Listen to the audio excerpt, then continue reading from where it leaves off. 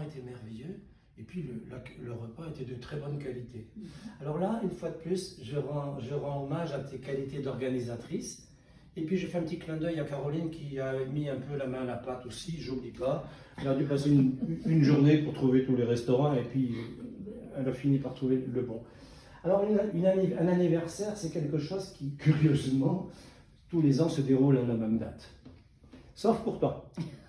Parce qu'en fait, tu n'es pas né aujourd'hui, il y a cette date-là. Tu es né il y a quelques années et je te promets, jamais là, pendant que je vais parler, je ne te dirai quel âge tu as.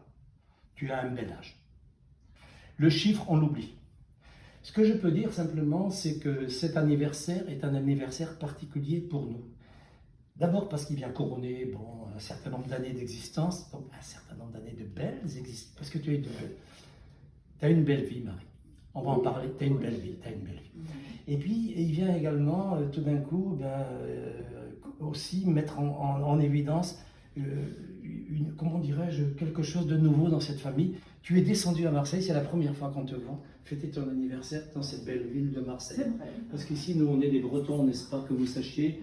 La Bretagne, c'est un endroit où il y a un peu la mer, vous savez, avec l'eau qui monte, qui descend, puis le ciel, avec des nuages des fois. Si. Nous, après Aix, on ça. Voilà. Et ben non.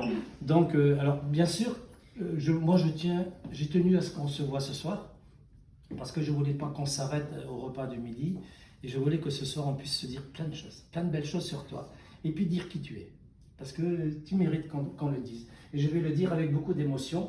Alors, te dire que j'ai un peu le trac, oui, parce que c'est la première fois que je dis quelque chose sur toi.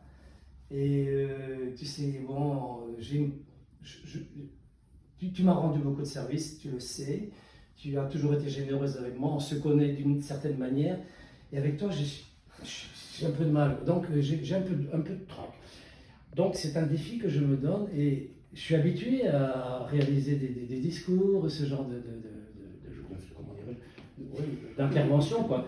Mais cette fois-ci, je vais donc relever ce défi. Et donc, vous avez une chance inouïe. Je vais vous gratifier donc d'un discours, mais pas d'un discours, en fait, d'une histoire que je vais vous raconter.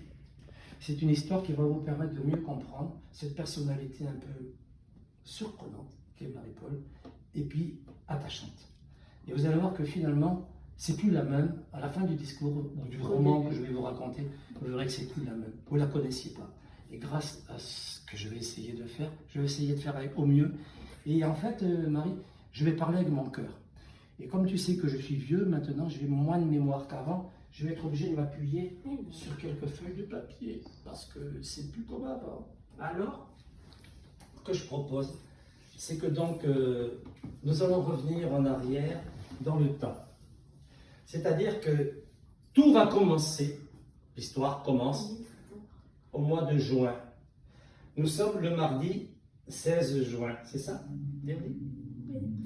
Le mardi 16 juin, c'est un mardi de 1944. Rappelez-vous qu'en 1944, nous étions dans une situation difficile. Et donc, c'était la résistance. Et nous sommes donc dans une petite ville bretonne, toute petite ville, de l'ouest de la France, une ville qui ne connaît pas le soleil, une ville à l'époque de 1500 habitants, où les anciens parlent plus le breton que le français. Et c'est une ville aussi où les commerces sont plus nombreux qu'ailleurs. C'est une ville où ça parle de partout.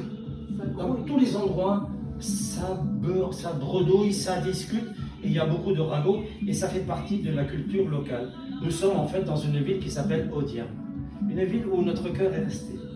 Parce qu'Audierne, pour nous, ça a été la ville de la famille, et malheureusement, un jour, ça s'est arrêté. Et cette ville attachante que nous gardons dans notre cœur, eh bien, on a été obligé de la quitter pour aller ailleurs, à Nantes, à Marseille, mais on la garde avec nous, là, dans le cœur. Et alors, Marie, il y a 10 jours que le débarquement de Normandie a permis l'avancée des troupes alliées. Et nous allons reconquérir la liberté. On est en 1944. Et à Audierne, ville occupée, on ne parle que de la libération qui s'en vient. On ne parle que de ça. Mais on ne parle plus que de ça et on arrête le téléphone. Et pourtant, Non, en fait, on parle d'autre chose. Et ça me permet de poser mon... Je fais tout en live. Et alors, on parle d'autre chose, on s'attend en fait à un grand événement qui va arriver le lendemain. Le lendemain. La ville bruisse d'un certain nombre de rumeurs, il va se passer quelque chose, on le sait. Francis Postic, à l'époque, il s'appelle Francis Postic, c'est le maire de l'époque qui a un pressentiment et qui dit demain, il va se passer quelque chose. Demain. Chacun va de ses prédictions. À l'hôtel des voyageurs et dans les bistrots du port, on ne parle que de la journée du lendemain. Les commères du quartier s'interrogent et pour en savoir plus. Parmi elles, Annick Danzé, à l'affût, ne se laisse pas compter et alimente à sa manière les potins de la ville. Même Jean Jaffré, le curé, ne marche pas comme d'habitude. Le chat des Brénéoles, ne miaule pas normalement. Il miaule pas. Il a l'air inquiet. Les chiens sont nerveux? Non, ils ne sont pas nerveux. Ils sont tendus, comme moi, qui vous parle. Je suis tendu aussi, parce que ça commence à... Bon, on plaisante. Bizarre. Peu importe, tout le monde attend avec impatience, enfin, je ne sais pas. Là, tout le monde attend avec impatience le jour du 17 juin. Le 17 juin, le mercredi 17 juin, il est 5 heures. C'est le matin. Les premiers murmures des animaux de la campagne se font entendre et se mélangent au bruit de pas des hommes allant au champ. Parce que le matin, les gens vont au champ, mais très tôt. C'est apparemment un jour comme un autre. Apparemment. La pluie a cessé, brutalement d'ailleurs, et la nature s'est arrêtée. Tout à coup, un grand cri d'enfant vient réveiller le quartier. Il vient de Kervrer, là où habite Rosette Kéros. Elle vient de mettre au monde sa petite fille tant attendue. Le 17 juin à 5 heures précises, une petite Kéros vient de naître. En criant, à nous deux la vie. Toutes les lumières s'allument dans la rue Double. Ça y est, Audierne vient d'avoir celle qu'elle attendait. La petite de Rosette et Francis est là. C'est une fête. Cet enfant va nous porter bonheur, s'exclame Marie-Cor, la boulangère. Elle ne croyait pas si bien dire, car 3 mois plus tard, ce sera la libération d'Audierne. Ce siècle aura attendu 44 ans pour mettre au monde un phénomène. Un caractère trempé, un personnage hors du commun que ses parents décideront d'appeler Marie-Paul. Prénom que la petite décidera très vite de changer en adoptant le petit nom tout simple de Marie. Pas Marie-Paul. Elle revendiquera ce prénom en permanence, n'en déplaise aux râleurs. La petite Marie gigote. Elle est là, bien portante, vigoureuse. Déjà, elle crie, elle rue, elle veut vivre. Alors, elle n'a pas encore cette chevelure qui fera plus tard tourner la tête à tant de prétendants. Ses yeux forment 2 petites perles de jade noir de jet. La petite Marie pleure. Elle rit. Elle prend son biberon, elle fait la fierté de sa famille. Elle est un bébé comme les autres. Peut-être pas. Car quand on l'observe de plus près, on découvre un regard perçant, affûté, qui indique déjà sa volonté de s'affirmer. Elle est là, présente déjà, puissante, riche de talent et surtout gentille. Car la gentillesse la suivra partout. Il lui reste à découvrir le monde, à repérer les visages, à étudier, à comparer, à découvrir, à discuter sur les pensées, les théories des uns et des autres. Il lui reste à affronter la vie, à se pencher sur celui qui demande, mais à se redresser devant celui qui donne, en refusant d'accepter quoi que ce soit de facile.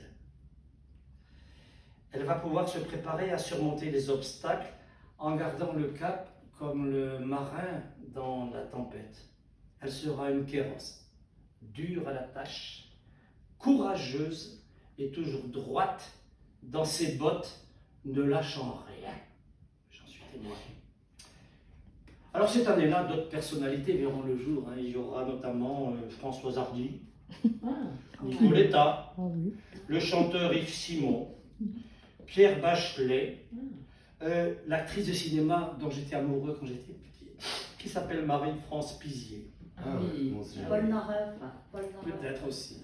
Mais en réalité, leur naissance sera étouffée par l'arrivée du grand personnage que représente Marie Kéros, bien évidemment, qui faisait partie du roi. Alors il y avait aussi la République de Danemark qui est devenue indépendante, mais bon, ça c'est autre chose.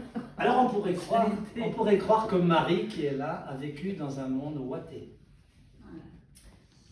anesthésié, à l'abri de tout problème, sans problème. Il n'en est rien.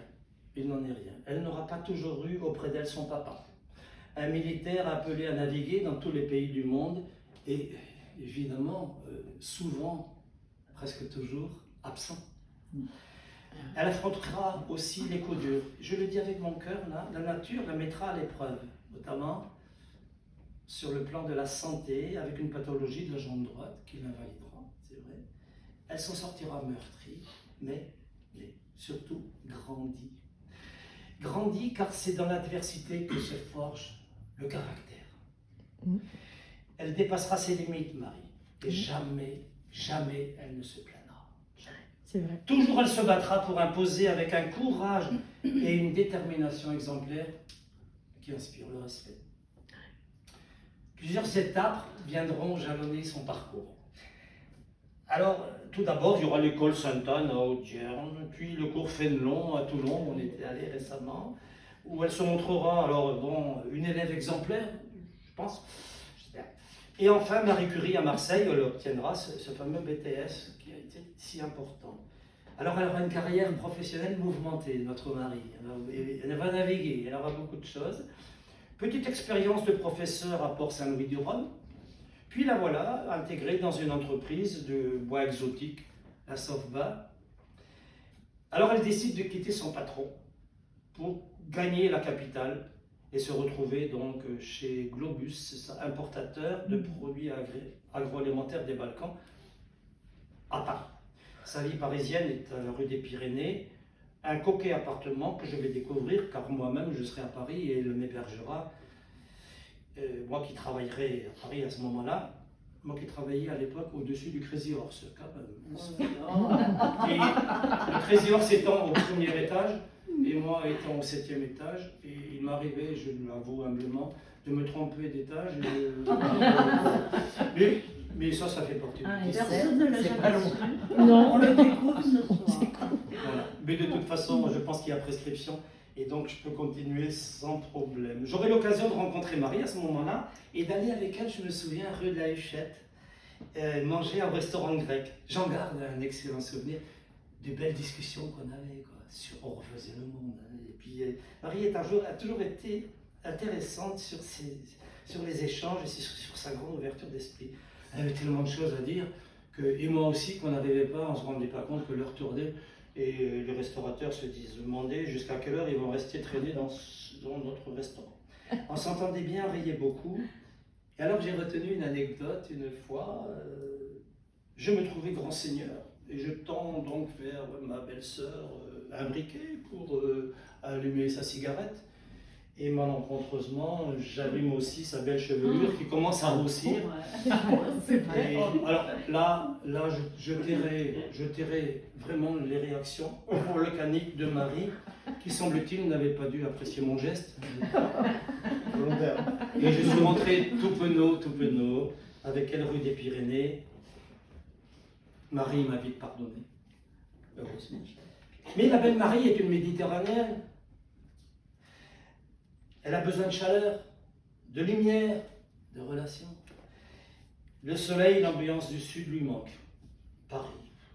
Elle quitte Paris pour s'envoler vers Nice et elle va travailler dans une entreprise de bois exotique aux côtés de monsieur Matteucci. Un homme grand, costaud, imposant, mais curieusement, doté d'une toute petite voix. Il contraste avec son personnage et le rend finalement sympathique. En 1976,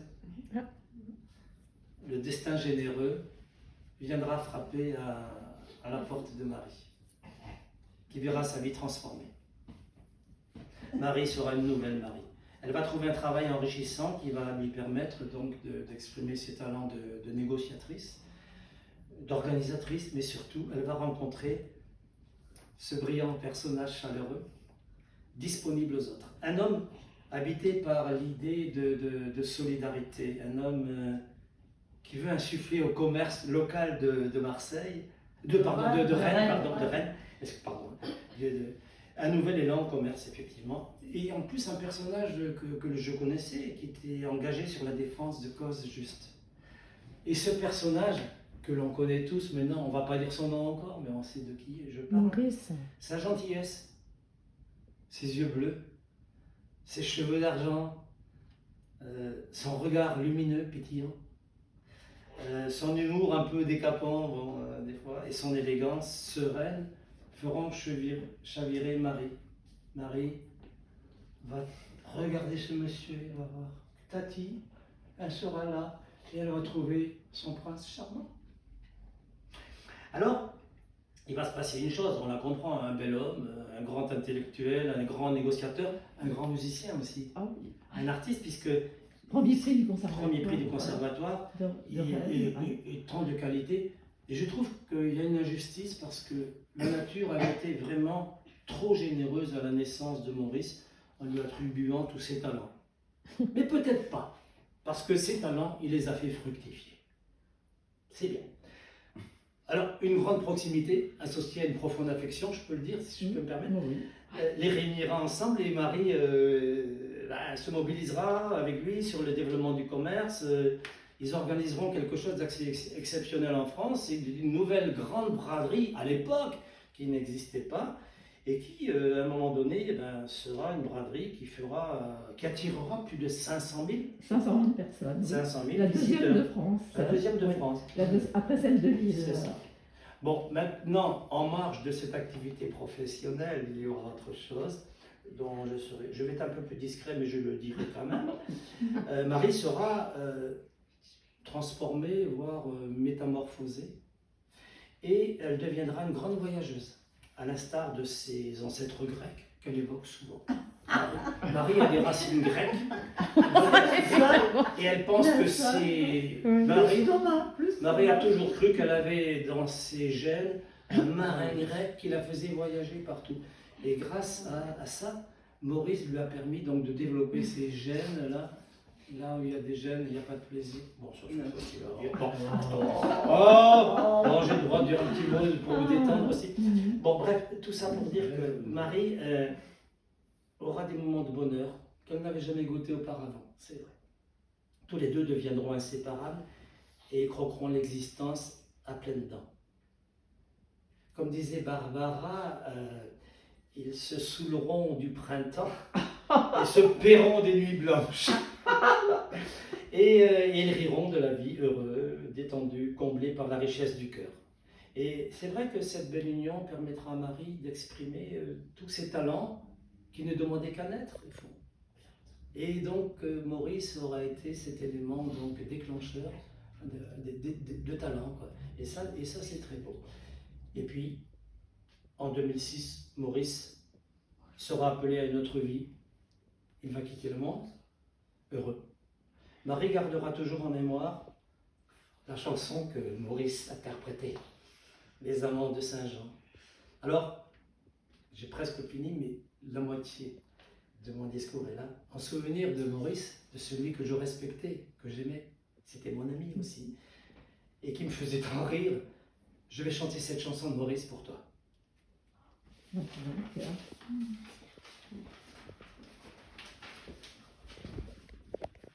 intermède. je pensais que voilà. Donc c'est une chanson que Maurice chantait, que Marie-Paul a gardée dans sa mémoire, qui est un petit peu son... C'était notre chanson. Sa chanson fétiche. Je vais essayer de le faire avec mon cœur, j'espère que j'y arriverai. Mais en tout cas, avec l'autre, c'est mieux. Alors, voilà.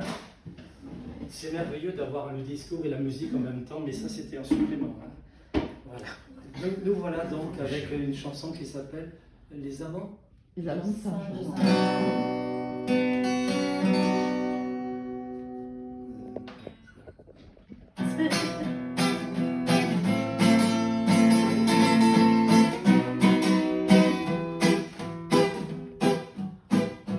Je ne sais pourquoi elle allait danser à Saint-Jean-Musette,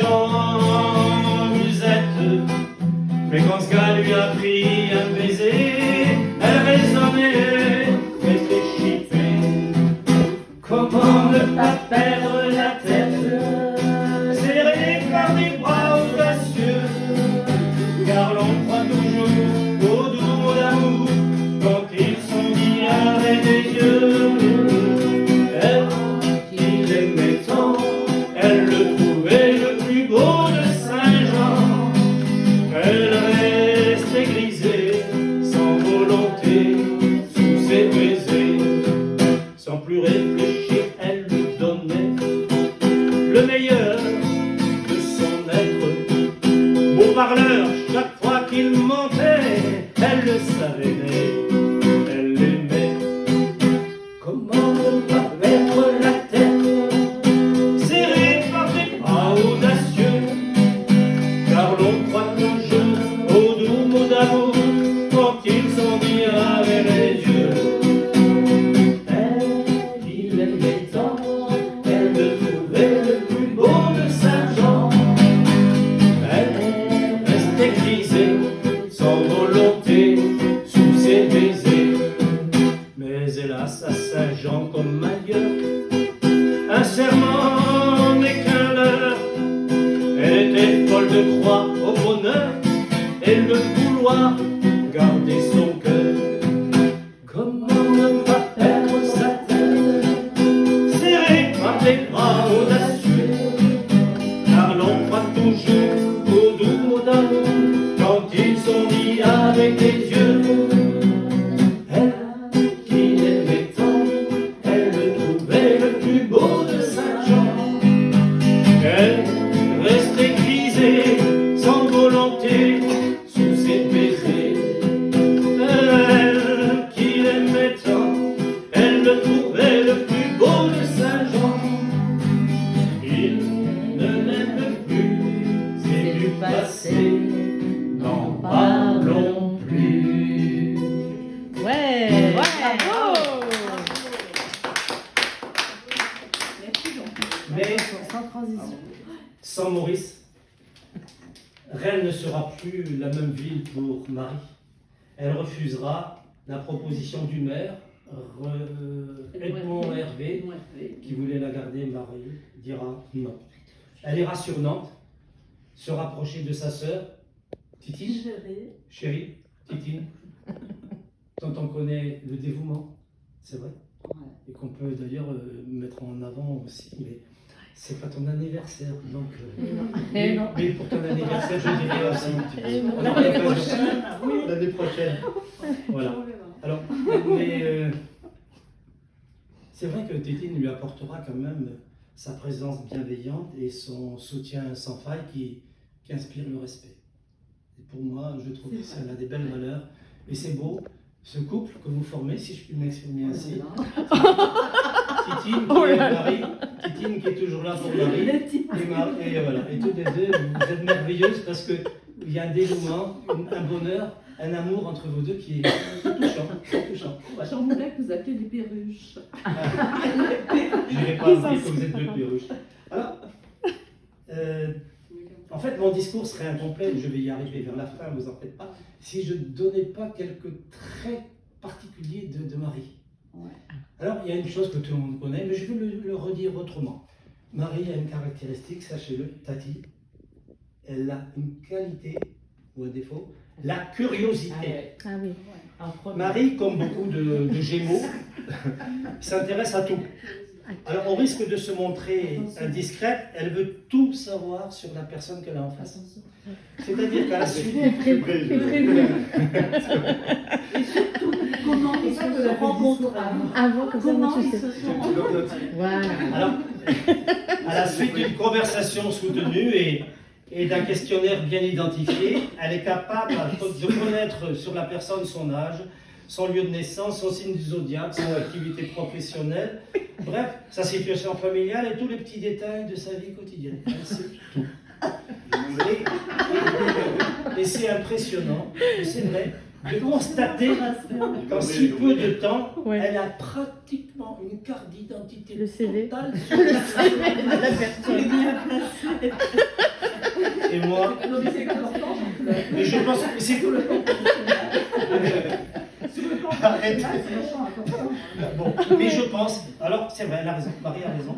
Je pense qu'en fait, Marie n'a rien à envier. Non. Marie n'a rien à envier aux policiers, aux enquêteurs c'est vrai. judiciaires qui seraient bien avisés de s'inspirer de ces Tu lui techniques arrives pas à la et pourraient la cheville. consulter et Ah oui. s'appuyer sur elle dans le cadre de leur activité parce que dans ce domaine, elle est incontournable, redoutable et vraiment efficace. Alors, cette investigation peut être considérée comme une intrusion dans l'intimité des gens. Pas vrai. Parce que Marie considère que cette curiosité, loin d'être un défaut, et je partage son point de vue, est un moyen d'échanger, de montrer aussi On que s'intéresse. la curiosité est une attention portée aux autres, portée Ouais, au c'est monde, et l'intérêt que l'on porte aux gens quand on est bienveillant. Donc, Marie-Paul est curieuse, c'est une qualité. Voilà, Chez sachez les que. autres, alors, chez les autres, ce sont des défauts, mais belle qualité. Marie-Paul a une deuxième qualité qui est le relationnel. Oui. Vous êtes avec Marie-Paul, c'est merveilleux. Vous la présentez aux gens, elle parle, elle a plein de choses à dire, elle écoute, et c'est vrai qu'à un moment donné, elle fait partie de ces personnes qui sont ouvertes au monde qui l'entoure et aux personnes. Et vraiment, tu es bienveillante, tu as une écoute, et puis les gens te trouvent sympathique. Il y a des méchantes personnes qui disent que tu es bavarde. Oh, si peu. Bon, tu parles beaucoup, quoi, mais pas nécessairement. Bon, Non. c'est vrai qu'elle parle beaucoup, et quand elle téléphone, bon. Mais c'est rare que ça soit plus de 2 heures, c'est 1h30. Oui. Quoi. Mais c'est une qualité que tout le monde apprécie, parce qu'il y en a qui au téléphone ne parlent pas plus de 3 minutes, alors qu'avec toi c'est beau, parce qu'on s'installe, on s'assoit, Oui. on prend un petit verre, on écoute, et puis c'est merveilleux, quoi. Ça dure 1 heure. On a passé une belle soirée en compagnie de Marie. Merci Marie pour ce beau relationnel que tu as. Alors, par contre, il y a quelque chose encore de plus important, j'aurais dû commencer par là. Et là, vous êtes concernés, mes deux chéris, là, mes deux filles, c'est que il faut parler de la Tati confidente. Alors, Ah, Tati était perçue quand vous étiez petite, je parle sous votre contrôle toutes les deux, Ouais. d'accord, bien sûr. comme une seconde figure maternelle. En fait, l'été en Bretagne, lorsque les deux filles et les deux petites, là, elles prenaient un plaisir avec sa sœur Taton, Fanchon. Ah oui. Mm. Ah oui. Donc Marie et Fanchon, Tati et Taton, elles assuraient le relais des parents qui ne pouvaient pas être sur place parce que bon, ils voulaient prendre leurs vacances. On redressait la barre. Exactement, on redressait la barre. Redresser la barre. Et la petite Véronique et Caroline profitaient bien et entraînaient leur tante dans leur imaginaire en racontant toutes sortes d'histoires inventées, de désirs non satisfaits. Oh. Alors, les deux tantes prenaient toujours parti pour leur nièce, ça c'était beau, Oui. et leur prodiguaient les conseils avisés, notamment à l'adolescence, sur la façon d'aborder Les la hommes. jante masculine. Les hommes. L'amour. Et sur les problèmes de cœur qu'elles pouvaient rencontrer avec les garçons, les conseils étaient toujours des conseils très précieux, bien Oui. évidemment. Mais toutes les deux tantes savaient aussi, avec une grande adresse d'ailleurs, tirer les verres du nez de leur pour en savoir toujours plus. Et curieusement, elles en savaient plus que moi-même, qui était le papa, et puis de mon épouse, la maman. Alors les petites, elles aimaient passer du temps avec leur tante, parce que vous aviez cette qualité toutes les deux, alors j'associe Tati, vous étiez capable, et vraiment capable de les écouter sans les juger. Et ça c'était beau. Alors elle parlait de choses intimes, que l'on n'ose pas aborder avec les parents. Par contre, les deux Tati, et notamment Marie-Paul, à un moment donné, étaient capables aussi d'affirmer son autorité, avec bienveillance, mais avec fermeté, parce qu'il y a des choses qu'on ne fait pas. Et elles étaient conscientes de la figure parentale que vous représentiez. Vous étiez les relais, on va dire, d'éducation des parents qui n'étaient pas là. Et là, je vous remercie d'avoir pris ces relais parce que mes deux filles dont tout le monde se félicite de voir la qualité qu'elles ont et puis aussi la belle éducation. Ben, c'est peut-être grâce aux parents que nous sommes, mais aussi aux tatis qui ont été des bons relais. Donc jamais je vous remercierai Ça serait assez. bien, tu l'as dit. Voilà. Et donc vous avez, je vais rajouter encore un petit mot, je pense que vous avez vraiment là, je le pense, vous avez permis à travers tout ça de participer à la construction émotionnelle, psychologique de vos deux nièces, quoi. Alors, ce qui était beau, c'est que Marie avait tendance à féliciter ses nièces avec grandiloquence, quitte à exagérer la situation, en trouvant les mots justes, les mots qui valorisent, qui encouragent. Bon. Ouais. Et parfois même, les encouragements prenaient la forme de maximes. Ah oui. Des maximes, d'adage, on va dire maxime, c'est maxime. Alors, et on disait, Dont la n'oubliez pas cette phrase de Guillaume d'Orange. Il ne suffit pas d'espérer pour entreprendre, ni de réussir pour persévérer. Et comme si ça ne suffisait pas, il y avait une deuxième maxime empruntée à Alfred de Musset, il faut le savoir, qui venait compléter ces fameux conseils. Pour réussir dans le monde, retenez ces trois maximes. Voir, c'est savoir. Vouloir, c'est pouvoir. Oser, c'est avoir. Les nièces ont grandi. Ouais. Elles ont grandi avec ces Avec maximes. Certaines, je ne dirais pas lesquelles, l'ont appliqué avec un résultat effectivement Plutôt pas mal. de très bonne qualité. Et donc, je pense que ces recommandations de Tati étaient intéressantes parce qu'elles permettaient aussi donc, d'affronter le monde, quoi. Je mettrai de côté, je vais taire les techniques que Marie-Paul donnait pour savoir comment marchander avec les... On oublie. Baisser les prix. Voilà. Baisser les prix. Et presque un petit point intéressant, c'est le goût de l'esthétique aussi de Marie-Paul, de Marie. Alors, parce que Ah oui. Ça. ce souci d'élégance. Alors Marie aime les belles choses, vous avez une tante, elle aime bien les belles choses, à la fois dans l'art, hein, c'est vrai, mais aussi dans le mobilier, quoi. Alors, j'ai l'impression que sa maison, je sais pas, c'est un appartement témoin, quoi. Tellement c'est beau, c'est très beau, on n'ose même pas tellement c'est beau, c'est brillant, c'est propre et tout. Et Marie, si j'ose me permettre, le matin, travaille beaucoup, sa coquetterie, et ça lui demande un certain temps, quoi. Un temps certain en tout cas, et des fois une heure, une heure et demie. Bon. Mais c'est bien parce qu'il y a tout un cérémonial rodé, tout le monde le sait. Alors Marie rentre dans Ouais, dans sa salle de bain. salle de bain et ressort 2 heures riante, après. au bout d'une heure et demie, c'est normal aussi. Hein. Bon, mais avec une belle élégance. Et j'ai jamais connu Marie, mais vraiment, je ne l'ai jamais vue en tenue négligée. Non. Pourtant, c'est C'est vrai. jamais je n'ai vu Marie en tenue négligée. C'est vrai. Et ça, je trouve Même que c'est ses bien. pyjamas. Même les pyjamas, oui, c'est vrai. Alors, toujours la classe, la nude Oui. bien raide. On appelle ça l'attitude hiératique. Ouais. Parce qu'il fallait qu'à un moment donné, il fallait qu'elle puisse valoriser son image. Et Marie, cette coquetterie, je pense que ça, c'est une vraie qualité, Marie. Parce que c'est important de se soucier de son élégance et de son image. Alors, quand elle partait sur Audierne, c'est pas vous dire. En voiture, tout le monde s'endormait, bien sûr. Et elle seule restait droite. Sans Audierne, c'était donc pratiquement 12 heures de route, voire plus. Elle n'arrivait pas à dodeliner de la tête pour éviter de perturber sa coiffure. La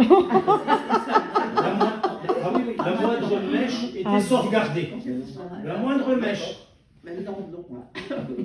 Voilà, donc je trouve que cette esthétique avait quand même quelquefois un excès, mais c'était beau. Et tu l'as gardé, et tu as toujours cet excès. Et si tu es toujours soucieuse de ton apparence, et tu te débrouilles vraiment bien, et de ce côté-là, la nature a bien fait les choses, tu as toujours cette élégance, et c'est beau. Alors, Marie aussi, et ça fait partie des valeurs que moi j'ai eues aussi, grâce à la famille Kéron, Marie a hérité des valeurs de son père aussi, et ça c'est important de lui dire. Papy s'adossait, le père, s'adossait à 2 grands principes qu'il avait inculqués à ses enfants et à ses petits-enfants. La propreté et la ligne droite. Alors l'obsession de la propreté de Papa Kéros avait déteint sur son épouse d'ailleurs, qui passait la majeure partie de son temps à rechercher les moindres microbes, qu'il ne trouvait plus d'ailleurs, la bouteille de Javel à la main. Et la propreté, pour lui, ne se résumait pas à l'hygiène uniquement, mais aussi à la pureté des valeurs. On en parlait l'autre jour au téléphone. Yeah. Voilà. Quant à la ligne droite, bon, papy avait la ligne droite, et toi, Marie, c'est le symbole de ton engagement sans faille.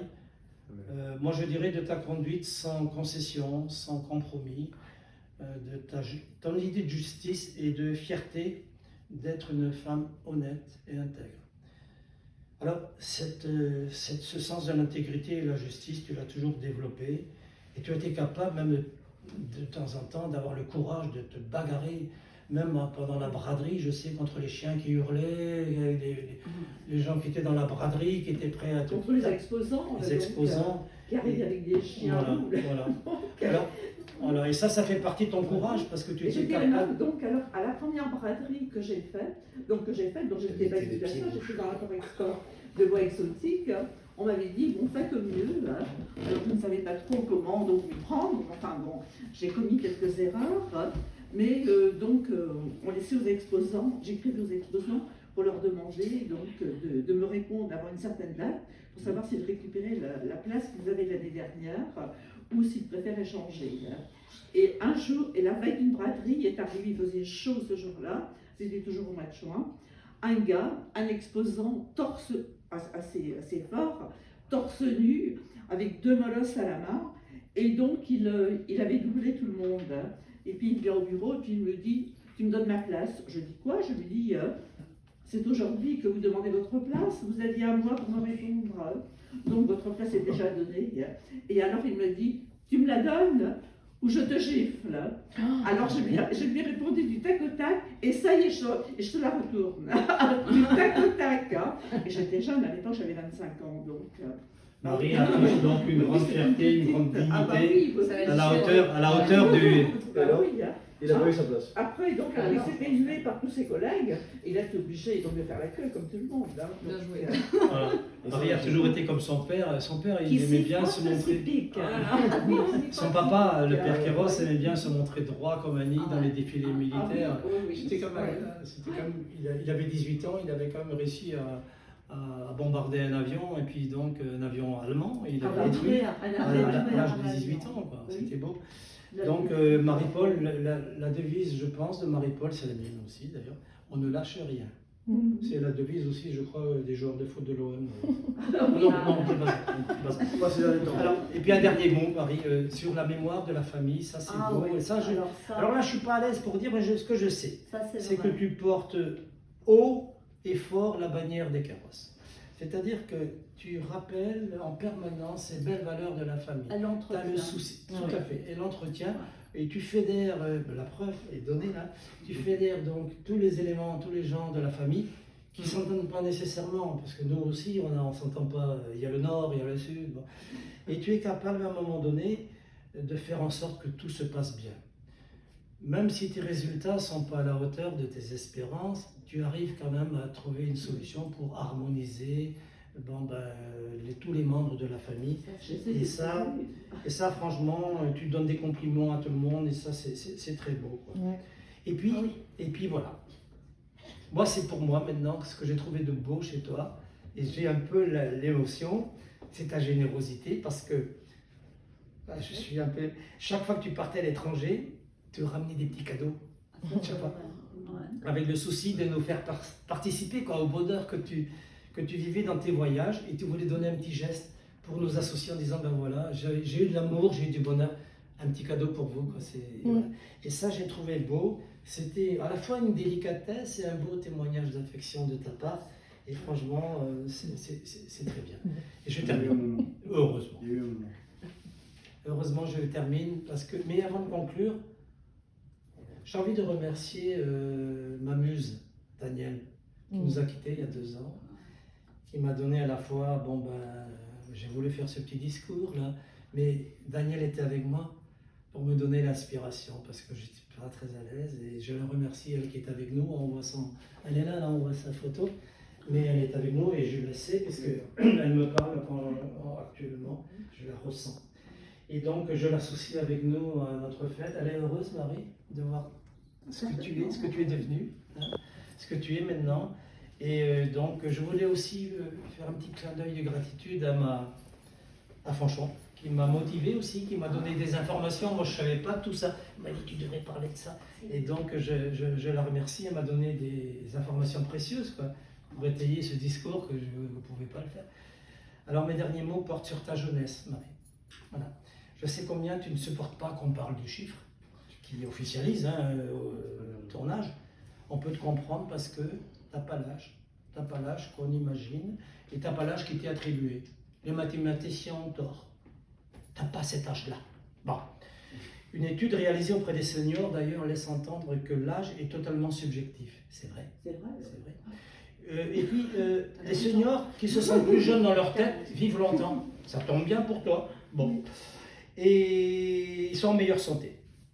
Alors, on s'est rendu compte qu'il y avait une phrase intéressante: pour bien vieillir, sentez-vous jeune. Alors toi, Marie, tu as un âge, bon, qui est un âge où on est sérieux, quoi. Tu as l'âge de la puberté académique, parce qu'ils sont tous tellement vieux. Mais tu as beaucoup de jeunesse à revendre, je pense. Et tu as une capacité encore, c'est vrai, à t'émerveiller, à apprécier les petites choses du quotidien. Alors, il faut que je te dise, Marie, que être vieille, c'est aussi être jeune depuis plus longtemps que les autres. Et je voudrais te remercier et te formuler tous mes vœux de bonheur. Te remercier pour tout ce que tu as apporté pour la famille, on l'a dit, et pour tout ce que tu continues à faire. Tu es là, pour moi, tu es vraiment la vestale de la famille, avec cette lumière qu'il faut toujours tenir allumée. Et cette lumière n'a pas fini de briller, parce que et le jour où tu ne seras plus avec nous, il manquera vraiment cette lumière, elle sera, il faudra, je ne sais pas comment. Mais tu n'as pas dit ton dernier mot. Alors, il y a plusieurs fleurs, je pense, l'autre jour je pensais à toi et je me suis dit, Marie, en fait, son âge, c'est plusieurs fleurs de printemps qui vont encore venir remplir ce grand vase de l'existence. Bon, un vase que tu as, vase en cristal bien sûr, parce qu'on sait combien elle est précieuse et délicate. Et tu sais, moi aussi j'ai un certain âge et sur ton chemin, tu vas apprécier les cadeaux que l'univers va te faire. Prends-les, Marie, prends-les, c'est des cadeaux pour toi. C'est pas fini, hein. Il faut encore continuer et ils sont à toi. Alors, je voulais te dire que vois le chemin que tu as parcouru, Marie. Vois tout ce que tu as surmonté avec courage. Hein. Vois tout ce que tu as réalisé. Et là où tu en es aujourd'hui, c'est beau, c'est merveilleux. Tu peux être fier de ton existence et de ta fidélité aux valeurs, quoi. Alors ne change pas. Garde ta liberté d'esprit, ta spontanéité, ta pétillance intellectuelle, ta gentillesse. Et puis continue à prodiguer des conseils aux nièces qui n'attendent que ça, parce que tu as encore cette sagesse, cette clairvoyance. Et sache, Marie, que si tu as besoin de moi un jour, je serai là. Tu m'appelleras et je viendrai. Et je t'apporterai mon soutien indéfectible. Bien évidemment, j'associe Véronique et Caroline à mes propos parce que je sais combien elles seront prêtes à t'apporter, elles aussi, leur aide, quoi. Et sache que tu auras toujours notre solidarité, on sera avec toi. Et je n'oublie pas que dans le prénom Marie, il y a le mot aimer. On prend les lettres de Marie et tu verras que tu as le mot aimer. Alors, moi je pense à toi et je me dis, vieillir en beauté, c'est vieillir avec son cœur. Vieillir en beauté, c'est vieillir avec son amour. Vieillir en beauté, c'est vieillir avec son espoir. Alors laisse les années s'égrener au fil du temps comme ça. Préserve ce que tu as de plus riche en toi, Marie, cette jeunesse du cœur qui te rend si attachante, qui t'apporte cet amour de la famille que tu entretiens et cet amour auquel tu resteras fidèle. C'est comme ça qu'on t'aime, Marie. Bon anniversaire. Bravo.